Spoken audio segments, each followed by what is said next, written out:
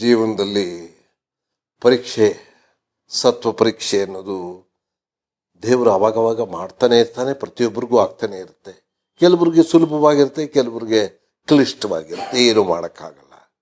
ನಾನು ಆಗ್ತಾನೆ ಅವತ್ತಿನ ದಿವಸ ಮನೆತನದ ಶೂಟಿಂಗ್ ಮುಗಿಸ್ಕೊಂಡು ಸೀರಿಯಲ್ದು ಮೈಸೂರಿಗೆ ಹೊರಡಬೇಕು ಅಂತ ಯೋಚನೆ ಮಾಡಿದ್ದೆ. ನಾನು ಹೋಟೆಲ್ ದ್ವಾರಕಾದಲ್ಲಿ ಆನಂದರಾವ್ ಸರ್ಕಲ್ ಬೆಂಗಳೂರಲ್ಲಿ ಉಳ್ಕೋತಿದ್ದೆ. ಅವತ್ತು ಶನಿವಾರ, ಜುಲೈ ತಿಂಗಳು.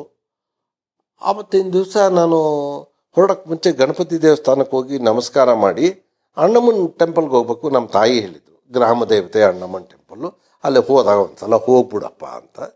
ಸೊ ಹಾಗಾಗಿ ಅವತ್ತು ಹೇಗಿದ್ರು ವಾಪಸ್ ಬರ್ತೀನಲ್ಲ, ಅಣ್ಣಮ್ಮನ ಟೆಂಪಲ್ಗೆ ಹೋಗೋಣ ಅಂದ್ಬಿಟ್ಟು ನಾನೇನು ಮಾಡಿದೆ, ಅಣ್ಣಮ್ಮನ ಟೆಂಪಲ್ ಕಡೆ ಹೊರಟೆ.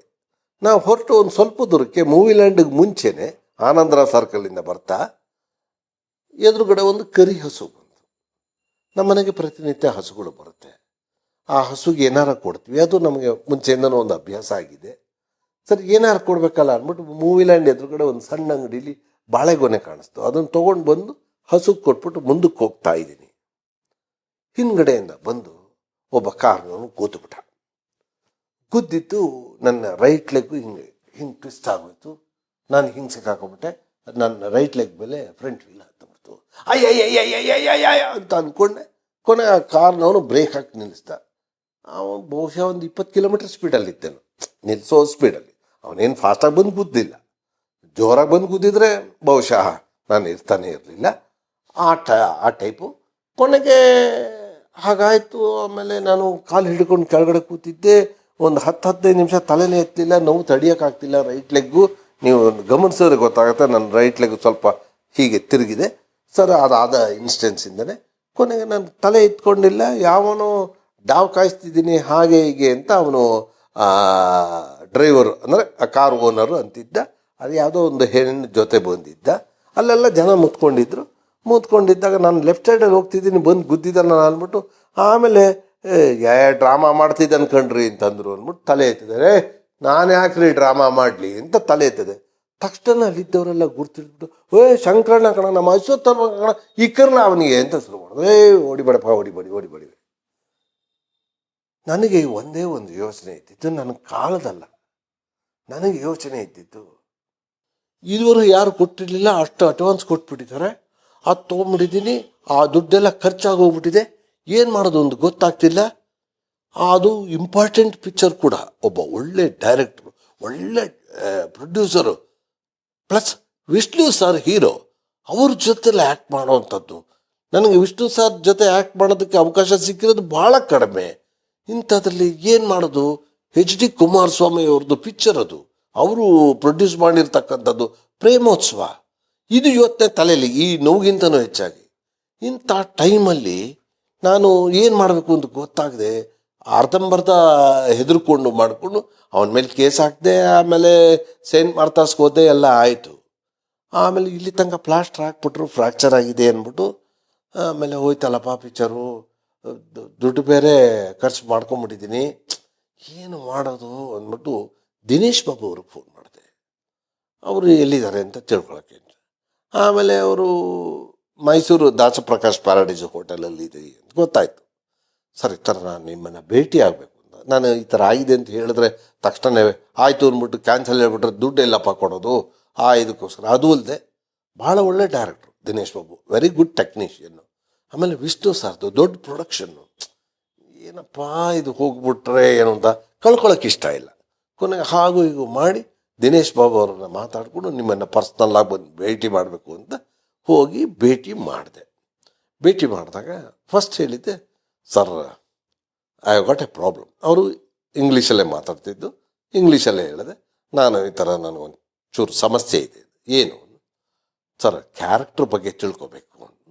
ಈ ಥರ ನೀವು ವಿಲನ್ನು ಹಾಗೆ ಹೀಗೆ ಅಂತೆಲ್ಲ ಹೇಳಿದ್ರು ಅವರು. ಆಮೇಲೆ ಅವರು ಆಗಲೇ ಸ್ಕ್ರಿಪ್ಟ್ ಎಲ್ಲ ಮಾಡಿದ್ದೆಲ್ಲ ತೋರಿಸಿದ್ರು. ಅದೆಲ್ಲ ಕೇಳ್ಕೊಂಡು, ಸರ್, ಇದರಲ್ಲಿ ನಾನು ಫೈಟ್ ಮಾಡೋದು ಕಷ್ಟ ಆಗುತ್ತೆ ಸರ್. ಬೇಡ. ಆಮೇಲೆ ಓಡೋದು ಗಿಡೋದೆಲ್ಲ ಕಷ್ಟ ಆಗುತ್ತೆ ಸರ್. ಅದು ಅವಶ್ಯಕತೆನೇ ಇರಲ್ಲ. ಅಲ್ಲ, ಯಾಕಿದು ಹೇಳ್ತಿದ್ದೀನಿ ಅಂದರೆ, ಹೇಳಿಬಿಟ್ರೆ ಇನ್ನೆಲ್ಲಿ ಬೇಡ ಅಂದ್ಬಿಡ್ತರು ಅಂತ ಹೆದರ್ಕೊಂಡು ನನಗೆ ಆಕ್ಸಿಡೆಂಟ್ ಆಗಿದೆ ಸರ್.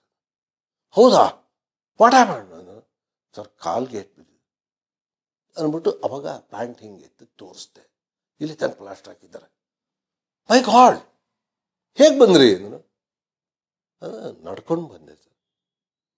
ನಡಿಯೋಕ್ಕಾಗತ್ತಾ ಹಾಂ ಅಂದ್ಬಿಟ್ಟು ಅವ ತಕ್ಷಣ ಅದು ಕೇಳಿದ ತಕ್ಷಣ ಪಾಸಿಟಿವ್ ಇದು ಬಂತು. ನಡೆದು ತೋರಿಸ್ದೆ, ಸಾಕಿ ಸರ್. ಆದರೆ ಓಡೋಕ್ಕಾಗಲ್ಲ. ಬೇಡ, ಫೈಟ್ ಮಾಡ ಬೇಡ. ನಾನು ನೀವು ಬಾಸ್ ಕಂಡ್ರಿ, ನೀವು ಯಾಕ್ರಿ ಫೈಟ್ ಮಾಡಬೇಕು? ನಿಮ್ಮ ಅಸಿಸ್ಟೆಂಟ್ಸ್ ಮಾಡ್ತಾರೆ, ನೀವು ಯಾಕ್ರಿ ಓಡಬೇಕು? ನೀವು ಕಾರಲ್ಲಿ ಓಡಾಡ್ತೀರ, ನಿಮ್ಮ ಡ್ರೈವರ್ಸ್ ಇರ್ತಾರೆ, ಹಾಗೆ ಅಂತಲ್ಲ. ಅದು ಇಷ್ಟಿದ್ರೆ ಬೇಕಾದಷ್ಟು ನಾರ್ಮಲ್ ವಾಕ್ ಮಾಡೋಕ್ಕಾಗುತ್ತೆ ಅಂತ ತೋರಿಸ್ದೆ. ಓಕೆ ಫೈನ್ ಅಂದು. ಆ ಕಷ್ಟದಲ್ಲಿ ನಾನು ಮಾಡ್ಕೊಂಡು ಬಂದೆ ಆ ಚಿತ್ರ. ಅದೇ ಟೈಮ್ಗೆ ನನಗೆ ಯಾವತ್ತು ಆಕ್ಸಿಡೆಂಟ್ ಆಗಿತ್ತು ಅದೇ ಟೈಮ್ಗೆ ನನ್ನ ತಾಯಿಗೆ ಇಲ್ಲಿ ಹಾರ್ಟ್ ಅಟ್ಯಾಕ್ ಆಗಿತ್ತು. ನಾವು ಒಳ್ಳೊಳ್ಳೆ ಡೈರೆಕ್ಟರ್ಸ್ ಕೈ ಕೆಳಗೆ ಕೆಲಸನೂ ಮಾಡಿದ್ದೀವಿ. ಗೊತ್ತಿಲ್ಲದೆ ಇರೋಂತಹ ಡೈರೆಕ್ಟರ್ಸ್ ಒಳ್ಳೆ ವಿಷಯ ಹೇಳಿದರೆ ಅದನ್ನು ಕೇಳಿದ್ದೀವಿ. ಆದರೆ ಕೆಲವ್ರು ಏನು ಅನ್ಕೊಂಡ್ಬಿಡ್ತಾರೆ ಅಂದರೆ, ನಾವು ಏನೋ ತಲ್ಪ್ರತಿಷ್ಠೆ, ಅವರೇನೋ ಹೇಳ್ತಾರೆ ನಾವೇನೋ ಮಾಡ್ತೀವಿ ಅಂತ. ಯಾಕೆ ಅಂತಂದರೆ ಅವ್ರು ಹೇಳೋದು ನಮಗೂ ಅರ್ಥವಾಗಿ ನಾವು ಮಾಡೋದು ಪ್ರೇಕ್ಷಕರಿಗೂ ಅರ್ಥ ಆಗಬೇಕು ಅನ್ನೋ ಒಂದೇ ದೃಷ್ಟಿಯಿಂದ ನಾವು ಚರ್ಚೆ ಮಾಡ್ತೀವಿ. ಯಾವ ನಿರ್ದೇಶಕನಾಗಲಿ ನಿರ್ಮಾಪಕನಾಗಲಿ ನಾವು ಬೇರೆ ಥರ ನಾವು ಕಾಣಲ್ಲ. ದಯವಿಟ್ಟು ತಪ್ಪು ತಿಳ್ಕೊಬೇಡಿ ಅಷ್ಟೆ. ನಿಜವಾಗ್ಲೂ ಪ್ಲಾಸ್ಟರ್ ಕಟ್ಟಿದ್ರು ಪೇನ್ ಇರಲಿಲ್ಲ. ಫಸ್ಟ್ ಭಾಳ ಚೆನ್ನಾಗಿ, ಬಹಳ ಅದೆಲ್ಲ ಮರೆಯೋಕ್ಕಾಗದಿರೋ ಒಂದು ಇದು. ಬೆಳಗ್ಗೆ 6:30 ರೆಡಿ ಆಗ್ಬಿಡಿ ಸರ್, ಫಸ್ಟ್ ಶಾರ್ಟ್ ನಿಮ್ಮದೆ ಅಂತ ಹೇಳಿದ್ರು. ಫಸ್ಟ್ ಡೇ ಹಾಂ 6:30 ಯಾರು ಬರ್ತಾರೆ ಅಷ್ಟೊತ್ತಿಗೆ ಅಂತ. ಸರ್ ಇಲ್ಲ ಸರ್ ಫಸ್ಟ್ ಶಾರ್ಟ್ ತೆಗೆದುಬಿಡ್ತಾರೆ ಅರ್ಲಿ ಮಾರ್ನಿಂಗ್. ಹಾಗೆ ಸರಿ 5:45 ಬನ್ನಿ ನಾವು ಹೋಗೋಣ. ಸರ್ ಮೇಕಪ್ ಹೋಗಿ ಮಾಡಿಸ್ಕೊಂಡು ಆಯ್ತು ನಾನು ಆ ಥರ ಏನೋ ಒಂದು ಸ್ವಲ್ಪ ಲೈಟಾಗಿ ತೊಗೊಂಡಿದ್ದೆ. ಆಯಿತು 5:15 ಬಾಪ್ಪ ಅಂತ. ಸರಿ ಬಂದ. ಮೈಸೂರಲ್ಲಿ ನಾನು ಹೇಳ್ತಿರೋದು 98 ಇಸ್ವಿ. ನೀವು ಎಲ್ಲಿಂದ ಎಲ್ಲಿಗೆ ಬೇಕಾದರೂ ಒಂದು 5 ನಿಮಿಷದಲ್ಲಿ ಹೋಗ್ಬೋದಾಗಿತ್ತು. ಹಾಗೆ ಹೋದ ತಕ್ಷಣ ಅದು ಯಾವುದೋ ಒಂದು ಲಾಡ್ಜಲ್ಲಿ ಮೇಕಪ್ ಹೋದರು. ನನಗೆ ಮುಂಚೆ ಯಾರೋ ಒಂದಷ್ಟು ಜನ ಬೇರೆ ಆರ್ಟಿಸ್ಟ್ಗಳಿಗೆ ಮೇಕಪ್ ಮಾಡ್ತಿದ್ದ. ನನಗೆ ಮಾಡೋದು ಲೇಟ್ ಆಗೋಯ್ತು. ಸರಿ ನಾನು ಲೇಟ್ ಆಗಿಬಿಡುತ್ತೆ ಅಂತ ಅಂದ್ಬಿಟ್ಟು ನನಗೇನು ಅನಿಸಿರ್ಲಿಲ್ಲ ಲೇಟ್ ಆಗುತ್ತೆ ಅಂತ. ದಡ ಅಂತ ಏನೋ ಮೇಕಪ್ ಮಾಡಿದ ತಕ್ಷಣ ಅಲ್ಲಿ ಕಾಸ್ಟ್ಯೂಮ್ ತಂದ್ಬಿಟ್ಟು ಹಾಕೊಂಬಿಡಿ ಅಂತ ಕೊಟ್ಬಿಟ್ಟ. ಇಲ್ಲೇ ಹಾಕೋಬೇಕಲ್ಲಪ್ಪ. ಹೌದು ಸರ್ ಇಲ್ಲೇ ಹಾಕೊಂಬಿಡಿ. ಸರಿ ಹಾಕೊಂಡು ಹೋಗೋಷ್ಟೊತ್ತಿಗೆ ಒಂದು 10 ನಿಮಿಷ ಲೇಟ್ ಆಗ್ಬಿಟ್ಟಿದೆ. ನೋಡಿದ್ರೆ ಲೈಟಿಂಗ್ ಎಲ್ಲ ಆಗ್ಬಿಟ್ಟು ಎಲ್ಲ ರೆಡಿಯಾಗಿದ್ದಾರೆ. ನನ್ನ ಜೀವಮಾನದಲ್ಲಿ ಆ ಥರ ಟೆಕ್ನಿಷಿಯನ್ ನಾನು ನೋಡಲೇ ಇಲ್ಲ. ಫುಲ್ ರೆಡಿ ಮಾಡಿ, ನಾವೇನೋ ದೊಡ್ಡ ಆರ್ಟಿಸ್ಟ್ ಥರ ಅವರೆಲ್ಲ ರೆಡಿ ಆದಮೇಲೆ ಹೋಗೋಂಗೆ. ಏನಪ್ಪ ಎಲ್ಲ ಆಗ್ಬಿಟ್ಟಿದೆಯಲ್ಲ ಅಂದ್ಕೊಂಡು ಇಲ್ಲಿ ನೋಡಿದ್ರೆ ಇವರು ಸ್ಟೈಲಿಶ್ ಆಗೆ ದಿನೇಶ್ ಬಾಬು ಅವರು ಕ್ಯಾಪ್ ಹಾಕ್ಕೊಂಡು ಒಂದು ಮರದ ಹತ್ರ ನಿಂತಿದ್ರು. ಆಮೇಲೆ ಹೋಗಿ ಗುಡ್ ಮಾರ್ನಿಂಗ್ ಸರ್ ಅಂದೆ. ಮಾರ್ನಿಂಗ್, ವೈ ಲೈಟ್ ಅಂದರು. ತಕ್ಷಣ ಯಾಕೆ ಲೇಟು ಅಂದ್ಬಿಟ್ರಲ್ಲ ನಾನು.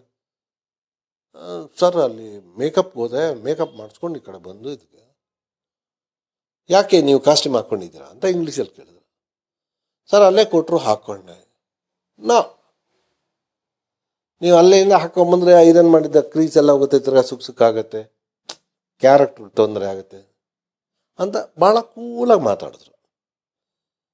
ಸರಿ ನಂಗೆ ಗೊತ್ತಿಲ್ಲ ಸರ್ ಅವ್ರು ಕೊಟ್ಟರು. ಫಸ್ಟ್ ಡೇ ಫಸ್ಟ್ ಶಾರ್ಟ್ ಮ್ಯಾನೇಜರ್ನ ಕರಿ ಅಂತ ಅಂದರು. ಅಷ್ಟೇ ಅವ್ರ ಅಸೋಸಿಯೇಟ್ ಮ್ಯಾನೇಜರ್ನ ಕರೆದ್ರು. ಅಲ್ಲಿ ದೂರಕ್ಕೆ ಕರ್ಕೊಂಡೋಗಿ ಏನೋ ಬೈತಾ ಇದ್ದಾರೆ ನಮ್ಗೆ ಗೊತ್ತಿಲ್ಲ. ಆಮೇಲೆ ಬಂದು ಕೂಲಾಗಿ ಶೆಲ್ ವಿ ಸ್ಟಾರ್ಟ್ ಅಂದ್ರೆ ಅವ್ರು ಬೈತಿದ್ದು ನನಗೆ ಗೊತ್ತಾಯಿತು, ಬಟ್ ಏನಂತ ಗೊತ್ತಿಲ್ಲ. ಮ್ಯಾನೇಜರ್ಗೆ ಬೈದಿರೋದು ಗೊತ್ತು. ನಾವು ವೈಲೇಟ್ ಅಂತಂದಿದ್ದು ನನಗೆ ಲಿಂಕ್ ಮಾಡಿದ್ರೆ ನಿನ್ನಿಂದಾಗ ಲೇಟ್ ಆಯಿತು, ಈ ಥರದ್ದೇನೋ ಬೈದಿರ್ತಾರೆ ಅಂತ ಗೊತ್ತಾಯಿತು. ಶೆಲ್ ವಿ ಸ್ಟಾರ್ಟ್ ಅಂದರು. ನಂಗೆ ನಗ್ತಾನೆ. ಆಮೇಲೆ ಎಲ್ಲ ಆಯಿತು. ಆಮೇಲೆ ನನಗೇನೋ ಅನುಮಾನ ಬಂದು ಕೇಳಿದೆ ಅವ್ರನ್ನ, ಏನು ಸರ್ ನೀವು ಹೋಯ್ತಾರ? ಹೌದು, ನಾನು ಅವ್ರಿಗೆ ಇದು ಮಾಡಿದೆ. ನಿಮ್ಮನ್ನು ಅಂದೇನೋ ಇದೆಲ್ಲ ಬಿಕಾಸ್ ಆಫ್ ಹಿಸ್ ಇದು ಸಿಸ್ಟಮ್ ಇದು ಅವ್ರು ಆರ್ಗನೈಸ್ ಮಾಡ್ದಿದ್ದಕ್ಕೆ ಅಂತೆಲ್ಲ ಹೇಳಿದ್ರು. One of the best technicians Dinesh Babu ಅಂತಂದರೆ ಮಾಸ್ಟರ್ ಅಂತ ಹೇಳ್ಬೋದು.